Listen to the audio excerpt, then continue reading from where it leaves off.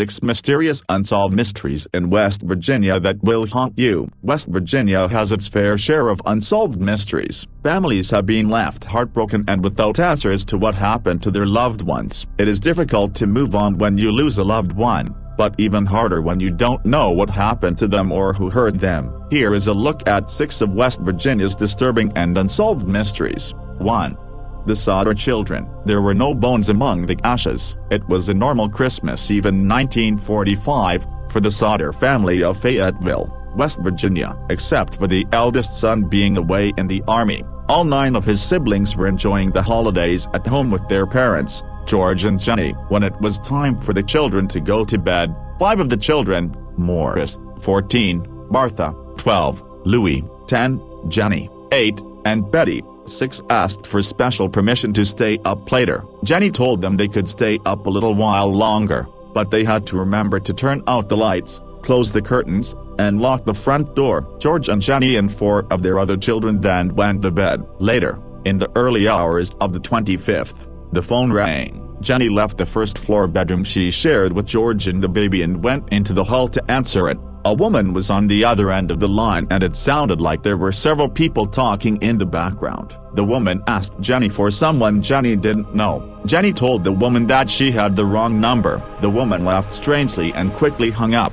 Jenny may have puzzled momentarily about this strange call in the middle of the night, but her focus quickly shifted to the fact that the house was quiet but that all of the lights were still on, the drapes were open, and the front door was unlocked. Jenny just presumed that the 5 children who had stayed up late had forgotten. She closed up the house and returned to the bedroom. Back in bed, Jenny was drifting back into sleep when she heard what sounded like an object landing on the roof and then rolling down along the side of the house, and then she smelled smoke. It was approximately 1:30 a.m. She shook George awake and ran to the door of the bedroom. The hallway was filled with smoke and flames covered the stairway leading up to the children's bedrooms. George and Jenny shouted up the stairs for everyone to get out of the house quickly. Once out front, a head count showed that the 5 children who had stayed up late were not outside with the rest of the family. The flames grew quickly and blocked George from going back into the house. Thinking the only way to get the 5 children out would be to get them out through a top-floor window,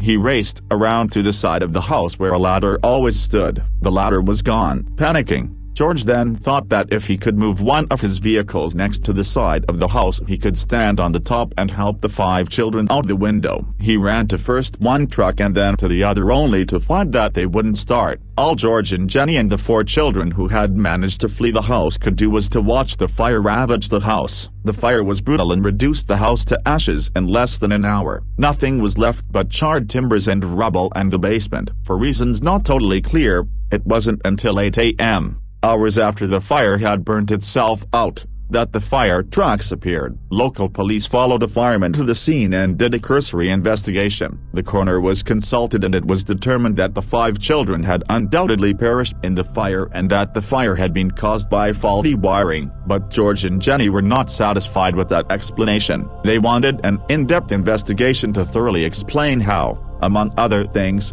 faulty wiring could have caused the fire when several lights were working perfectly during the actual fire. They suspected that there was something more to be discovered and they demanded answers, and answers started trickling in which supported George and Jenny's suspicions. First and foremost, there were no human remains found anywhere in the rubble. Sifting through all of the ashes produced no skeletons. Jenny would later find out from a local crematorium that it took at least 2 hours at a very high temperature for a skeleton to disintegrate. But the fire at the Sodder home burned for less than an hour. There should have been 5 skeletons amongst the ashes. It just didn't make sense. George and Jenny began collecting bits of strange evidence that pointed away from the explanation the authorities had given them. They came across a bus driver who stated that he had seen what he described as fireballs being thrown onto the roof of the house. Could this have been the noise Jenny heard? A woman, somewhat familiar with the Sodder family, stated to have clearly seen the 5 children go by in a strange car while the fire was blazing at a diner 50 miles west of Fayetteville. A waitress would later say that she had served breakfast to the 5 children on Christmas morning, but she couldn't recall how many adults were with them. As word spread and photographs of the children were shown in the vicinity, a woman said that she saw 4 of the children. Where was the 5th? in the company of 4 adults at a hotel in South Carolina. These glimpses gave George and Jenny hope and caused them to pursue their own investigations and forensic experiments. Jenny burned chicken bones in an oven to see if they could be completely destroyed by the fire in 45 minutes. The bones remained intact. George heard of another house that had burned to the ground that clearly featured complete skeletons amongst the debris. Armed with these facts, George and Jenny went back to the police and demanded to have the fire further investigated, but the police refused, claiming that the coroner's inquiry determined that no crime had been committed. So George and Jenny continued alone and trying to find answers. George would repeatedly dig through the ruins looking for some kind of clue. Several years after the fire, there finally appeared what seemed to be the first trace of evidence. A few bones and what seemed to be some kind of inner organ. Tests showed that the organ was a cow's liver and that the bones came from a person older than any of the 5 missing children, and the bones showed no sign of damage by or exposure to fire. George and Jenny would not quit. They erected a billboard near the site of their former home which featured photos of the 5 children and announced a $10,000 reward for the safe return of their children, whom they now thoroughly believed to be alive and who had been taken from the house while the fire was deliberately set to cover the tracks of some kind of abduction. Time passed and George and Jenny and their surviving children continued their search. Then, in 1968, 23 years after the fire, Jenny got an envelope in the mail. It had been mailed from a city in Kentucky. There was no return address. Inside was a photograph of a young man. On the back was written, "Louis Sauter, I love brother Frankie, ill boys, A90132, or possibly A90135.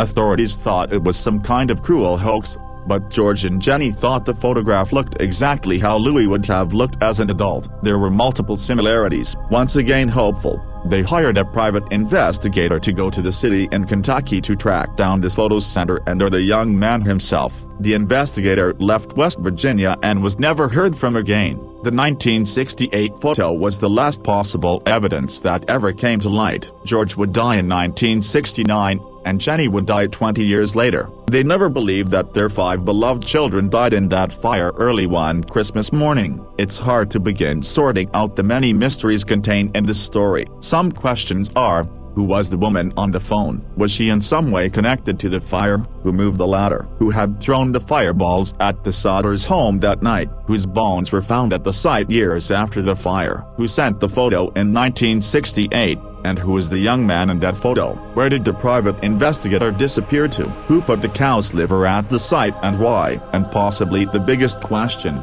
if, as George and Jenny suspected, the 5 children had not been killed in the fire but had been abducted. Why and by whom? The whole story is still questioned by amateur sleuths trying to get to the bottom of this puzzling story. There are numerous sites on the internet devoted to this mysterious tale, although, as time goes by, the chances of finding a definite conclusion grows remoter with each passing year. 2. Harpers Ferry remains. On the evening of May 13, 1996, at the Harpers Ferry National Historic Park in Virginia, an off-duty park ranger noticed a steamer trunk on the side of the road near the entrance of the park. Without a radio, she decided to wait until the next morning to report it. Hours later, Sheriff's Deputy Clark Jackson discovered the trunk and found that there was a large amount of tape around it. He removed the tape and opened the trunk and located a duffel bag inside of it. He unzipped the bag and found another duffel bag. He then unzipped the second one, and found several clothes. He moved the clothes and then saw a human hand and contacted other authorities. Police determined that there was the body of an old man inside the trunk, who was in his 60s or 70s, was wearing only pajama tops, and was extremely emaciated. Being 5 feet 7 inches yet only weighing 111 pounds, was scrawny looking, had stubble and appeared to be unkempt. The fact that he was wearing only pajama tops suggested that he was wheelchair bound. Large doses of a tranquilizer was discovered in the man's system, and it was determined that he died of strangulation, but also suffered from blunt force trauma to the head. Investigators determined that the man had been dead for about 2 days, and that his killer dumped him in the park between 8:30 p.m. and 10:30 p.m. on the night of May 13th. Police speculated that the man belonged to a private home, convalescent home, and that someone, either a caretaker, relative, nurse or orderly wanted him dead. Authorities believe that he is one of thousands of elderly victims that are killed each year by those who take care of them because they are at the age where they are expected to pass away. They believe that the case may have been a burden homicide where the man's caretaker was tired of caring for him and decided to kill him. Another possibility is that it may have been a murder for profit, and that the killer made sure that they had all of the control over the man's money before they would get rid of him. Police are baffled, however, as to why the trunk was left in the open, just 2 feet away from an overlook, that if it had gone over the edge, the trunk would have gone into the river and would never be found. Investigators speculated that the killer may have wanted the man to be found, but could not understand why. The most likely theory was that due to its close proximity to a trash can, the killer believed that the trunk would have been picked up by a trash truck and taken to a landfill. However, most murders of the elderly are disguised as death by natural causes, and authorities would not find out about the murder unless an autopsy was done. An autopsy performed on the John Doe was done not only to find out how the man died, but to find who the man may be. The man's dental records and fingerprints were taken, but no matches were found. They did find a micro valve implanted in his heart during a previous surgery with the serial number on it, and authorities hoped to trace the man through it. However, the physician that did the surgery did not fill out the information of the man with the serial number. Since May of 1996, authorities have been unable to solve the mystery of the John Doe. They say that the victim has a distinctive face and that anybody who knows the victim will recognize him based on the picture of him or a composite. However, the man remains unidentified and his killer is still at large. In November of 2003, police submitted the John Doe's fingerprints to a database and identified him as 75-year-old Jasper F. Jack Watkins through his military fingerprint records. Several months after discovering his identity, in August of 2004, authorities arrested Nancy Jean Siegel, who had been hired as his caretaker. She was subsequently charged with murder and mail fraud. In March of 2009, she was convicted of second-degree murder, witness tampering, theft of government benefits, identity theft, and mail fraud. She was sentenced to 33 years in prison. 3. Danny Casolaro. Joseph Daniel Casolaro was one of many freelance investigative reporters stirring the witch's brew of scandal simmering in the nation's capital. He was also an aspiring novelist, newsletter publisher, and freelance writer for publications running the gamut from the now-defunct Washington Star to the National Enquirer. From a well-to-do family, his father, a doctor, had invested well in Northern Virginia real estate. He was 44 years old, divorced, and living comfortably on a 5-acre estate in Fairfax County, Virginia, home to the CIA. Casolaro was working on a book aimed at exposing what he called the Octopus, a group of less than a dozen shadowy figures whose machinations figured heavily, he claimed, in the Inslaw case, Iran-Contra, BCCI, and the October surprise. In the first week of August, Casolaro told friends and acquaintances that he was going to West Virginia to meet a source who would provide a key piece of evidence he needed to complete his investigation. He drove to Martinsburg, West Virginia, on Thursday, August 8, and checked into room 517 of the Sheraton Hotel. 2 days later, at 12:51 p.m., hotel employees found his naked body in a bathtub full of bloody water. Time of death has been estimated at about 9 a.m. Both arms and wrists had been slashed a total of at least 12 times. One of the cuts went so deep that it severed a tendon. There was a 4-sentence suicide note in the bedroom. Anthony Casolaro publicly stated his disbelief that his gregarious and high-spirited brother could have committed suicide. Danny was so afraid of blood, he said, that he refused to allow samples to be drawn for medical purposes, and would never have chosen, in any case, to slash his veins a dozen times. Other relatives and friends offered that same assessment. Danny Casolaro was not the suicidal type. Moreover, added a former girlfriend, he hated being seen in the nude. Casolaro had spoken to family and friends of the danger of his investigations, warning them not to believe it if he died of an accident. But one of Casolaro's sources claims that despite being cautioned, the reporter was cavalier about taking safety measures. In April 1991, Casolaro told longtime friend and former business associate, Pat Closen that he had uncovered a web of corruption while investigating the Inslaw case. The web involved top-ranking Justice Department officials, New York organized crime figures, and Medellin cartel drug traffickers, jointly bankrolling off-the-books intelligence projects, including Iran-Contra. Their fundraising schemes, Casolaro said, included software exports restricted under the Export Control Act, gun running, illegal arms sales, bogus mineral and oil investment scams, and drug smuggling through Canada. Monies generated were so immense, Casolaro said, that government officials regularly skimmed off a hefty percentage. None of this has thus far been documented. Casolaro's death was promptly linked to that of other journalists in Guatemala and Chile. On January 29, 1991, Lawrence Ng, a stringer for the London Financial Times, was found shot dead in the bathtub of his Guatemala City apartment. Ng had been probing BCCI connections to arms sales in Guatemala. Jack Anderson and Dale Van Atta have attempted to link Casolaro's death to that of British aviation writer Jonathan Moyle, also ruled a suicide when he was found in March 1990 hanging in the closet of his hotel room in Santiago, Chile. Anderson and Van Atta take seriously the possibility that both reporters were murdered and that both had been tracking the same octopus. Both were investigating the activities of Cardoan, a suspected conduit for arms sold to Iraq. According to an affidavit filed in the Inslaw case, Cardoan also played a role in the sale of Inslaw's purloined software to Iraq. The most politically volatile side of this story is Casolaro's extensive investigation into the Inslaw case. The Inslaw case involves charges that the Justice Department, under Attorney General Edwin Meese,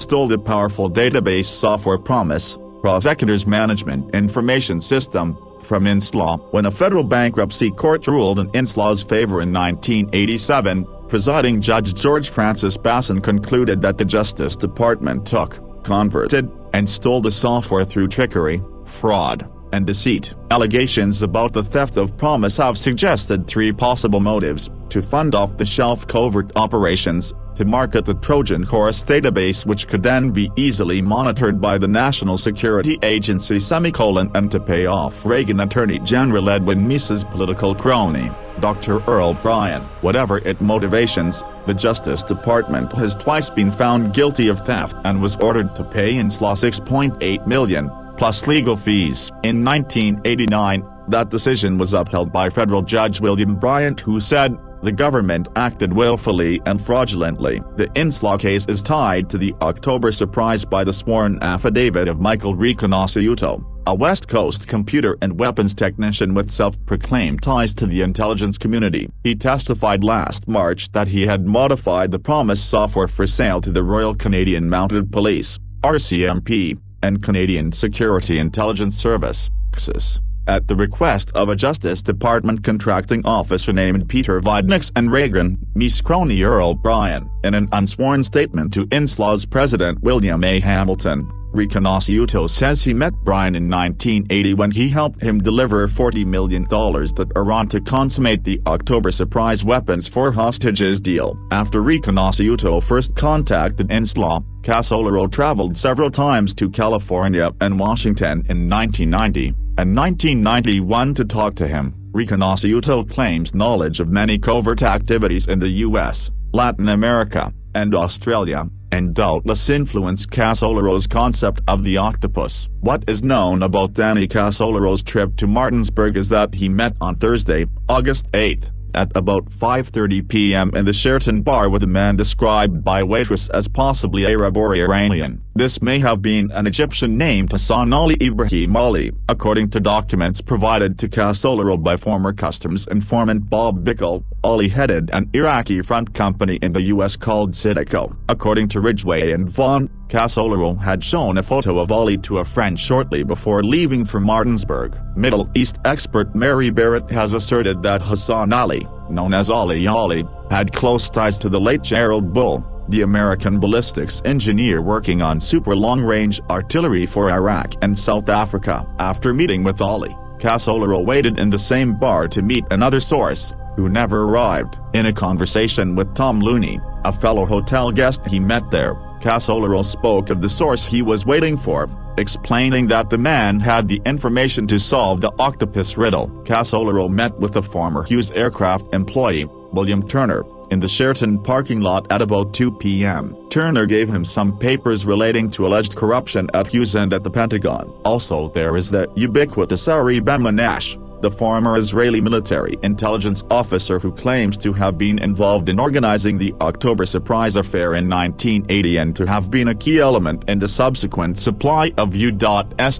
provided military equipment to Iran. Casolaro's housekeeper reported receiving several telephone calls on Friday, August 9, at Casolaro's house. At 9 a.m., a male caller announced, "I will cut his body and throw it to the sharks." An hour or so later another caller said simply, "Drop dead." Between then and 10 p.m., when she left for the night, there were 3 more calls in which there was only silence or the sound of music in the background. The following day, Saturday, August 10th, she got a final call at 8:30 p.m., approximately 12 hours after Casolaro's death. A man's voice said, "You son of a B_TCH, you're dead." Danny Casolaro sought to document and expose sea of covert operatives, super surveillance software and transnational spies. He called the monster he saw swimming in that sea the octopus. It consisted of a group of U.S. intelligence veterans that had banded together to manipulate world events for the sake of consolidating and extending its power. Of course it involved the Kennedy assassination. But that was just one of many coups and assassinations pulled off by the octopus since the end of World War II. The group had come together over a covert operation to invade Albania that was betrayed by famed British turncoat Kim Philby. The octopus had overthrown Jacob Arbenz in Guatemala in 1954. It had targeted operations against Fidel Castro culminating in the Bay of Pigs. It also had tentacles in the political upheavals in Angola, Rhodesia, Zimbabwe, Nigeria, Chile, Iran and Iraq. Casolaro's catalogue of membership in the octopus included such notorious spooks as John Singlob and the late CIA director William Colby. As heads of the Phoenix assassination program in Vietnam, they had implemented an early version of the Promise tracking software to keep tabs on the Viet Cong. Other octopus tentacles included characters like Howard Hunt and Bernard Baker, who later emerged as Watergate burglars. If Casolaro was murdered because of what he knew, Inslaw is the most probable cause. There is no evidence that his octopus theory, or his investigations into BCCI and the October surprise, are likely to have uncovered information worth killing for. Inslaw is a different matter. Here is a real crime, with real people who, if found guilty, would face real jail terms and stand to lose millions. It is possible that Casolaro, who was in close touch with Inslaw owners Bill and Nancy Hamilton, might have been too close to something conclusive which sealed his death warrant. One theory had it that Casolaro's death had less to do with the octopus than it did with manufacturing fraud at Hughes Aircraft, a company that has a long history of exclusive and secret deals with the U.S. government for aerospace technologies, many almost certainly involving Area 51. Casolaro had brushed up against this corruption in his pursuit of his octopus spook group. A contact he made the day before he died, Bill Turner, gave him documentation of the fraud at Hughes. Turner noted that Casolaro added these papers to the ever-present accordion file of current research. After they found Casolaro's body, Turner got himself arrested on a bank robbery charge in order to remove himself from any further involvement. Casolaro was dealing with dangerous individuals, and his investigations had uncovered serious new material. The death of Danny Casolaro remains a mystery. The death of 4. Paul Ferrill. In 1988, 19-year-old Gormania, West Virginia resident Kathy Ford began having an affair with local police officer Paul Ferrill. On February 17, 1988, Kathy mysteriously vanished after receiving a phone call from Paul. The next day, Ferrill located Kathy's burnt-out car 200 yards away from her trailer. However, he did not tell anyone about it, and then sent a letter to the police claiming to be Kathy. When Kathy's car was rediscovered 3 weeks later, Paul became the prime suspect. Police found traces of blood in Paul's bedroom that was not inconsistent with Kathy's parents. This, along with other evidence, led Paul to being arrested and charged with murder, arson, and kidnapping. Although police never found Kathy's body, prosecutors used the blood evidence, along with bodied language from Paul, and a witness that heard screams from Paul's trailer in the trial. Ferry was convicted of murder, kidnapping, and arson, and sentenced to a minimum of 15 years in prison. However, new evidence began to surface that suggested that Ferry may have been innocent. Martin Yant, a journalist, was able to locate two witnesses who claimed to have seen Kathy over a year after she vanished. This, along with the fact that Kathy's body was never found, makes some involved in the case believe that Paul was innocent and that Kathy may even still be alive. 5. Martha Hinkle. Mary and Martha Hinkle were twin daughters of Greenville, Tennessee sharecropper Rufus Hinkle. After the twins' birth in the summer of 1924, their mother passed away. Since Rufus was now widowed and had to take care of 9 other children, he felt that he had to give the twins away. He took them to a nearby orphanage, but hoped that one day, when his finances improved, he would be able to take them back. A few months later, however, he returned to the orphanage and learned that the twins had been adopted. Sadly, Rufus passed away in 1950, without ever seeing his daughters again. After Rufus's death, his children began to search for the twins. One of the sons, Albert Shorty Hinkle, contacted the orphanage and they gave him Mary's adopted name. In September 1955, Mary was reunited with Shorty and the rest of her biological family. She was then told that she had a twin sister. Since then, she and her family has been searching for Martha. There was trouble at first, however, because the orphanage had lost track of her. In fact, she had never been officially adopted, but was instead placed in a temporary home. In 1985, Rufus' granddaughter, Jackie Reynolds, discovered orphanage records which stated that Martha had been taken in by Charles and Lydia Meeks of Johnson City, Tennessee. In November 1924, Jackie searched through old census records in Johnson City. However, she could find no further trace of the Meeks or Martha. The Hinkle family is still hoping to be reunited with her. A viewer, Sandy Detain, contacted the Hinkle family saying she had found Martha. She had lived with the Meeks for 3 years, but was later taken in by the Dan Jackson family of Johnson County, Georgia. In 1940, she married James Thomas and they had 4 sons. Tragically, she passed away in April 1991, just weeks before the Hinkle family found her. However, in July 1991, they were reunited with her sons. 6. Anita Price. On May 30, 1974, Anita Price of Mountsville disappeared on her way to work. She was never found, and for 42 years, she has been listed as a missing person. Price was last seen at approximately 8:45 p.m. on May 30, 1974, when she left her apartment on 4th Street for her place of employment, the Flamingo Club in Benwood, West Virginia. She was driving her boyfriend's green 4-door early 1970s Model AMC Gremlin. Price never arrived at work and has never been heard from again. The vehicle was found the next morning along State Route 2 at 12th Street in Macon, West Virginia, just north of Moundsville, West Virginia. Price's wallet and purse were inside the car, and her makeup was spread out over the front seat. Route 2 is the major north-south route along the Ohio River between Moundsville and Wheeling, West Virginia. Price's disappearance went unreported for 3 days, and the 1974 police investigation was cursory. They never looked at her car. For example, all these years later, her children are still trying to figure out what happened to their mom. With the help of the West Virginia State Police, they may soon have some answers in the cold case. Madonna Lane was just 5 years old when her mother, Anita Price, was reported missing after she left for work, but never made it there. A tip had come in 2004, to the West Virginia State Police that led the family to believe that foul play could have been involved. 42 years later, the family is back in Marshall County conducting a search where they believe Anita's body may be buried, near the gypsum plant. We've had dogs in the area, human remain dogs, run several times, Lane said. Yesterday would have been I think the 3rd or 4th time that we've had dogs run. Dogs keep alerting to something in this one particular area in front of the plant that we're looking at. We really feel like it's necessary to dig. Something is there. In 1974,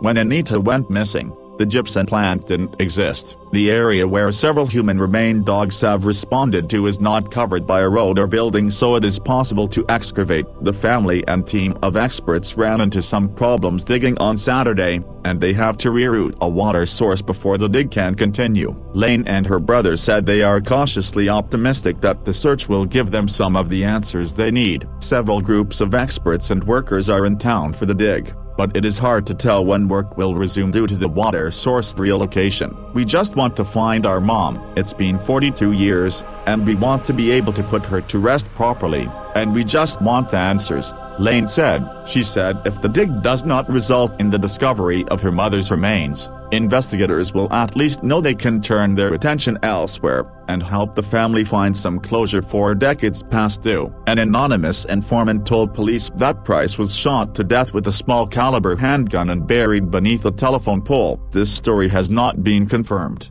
However, at the time of her disappearance, Price was going through a contentious divorce and custody battle for her 2 young children, but her ex-husband was investigated thoroughly and authorities couldn't find any evidence to link him to her disappearance. She was born in New Jersey, and moved to West Virginia after her father died when she was 4. Since 1974, she hasn't held a job or been arrested. Her loved ones describe her as an outgoing, family-oriented woman who would never had abandoned her children. Foul play is suspected in Price's disappearance. Her case remains unsolved.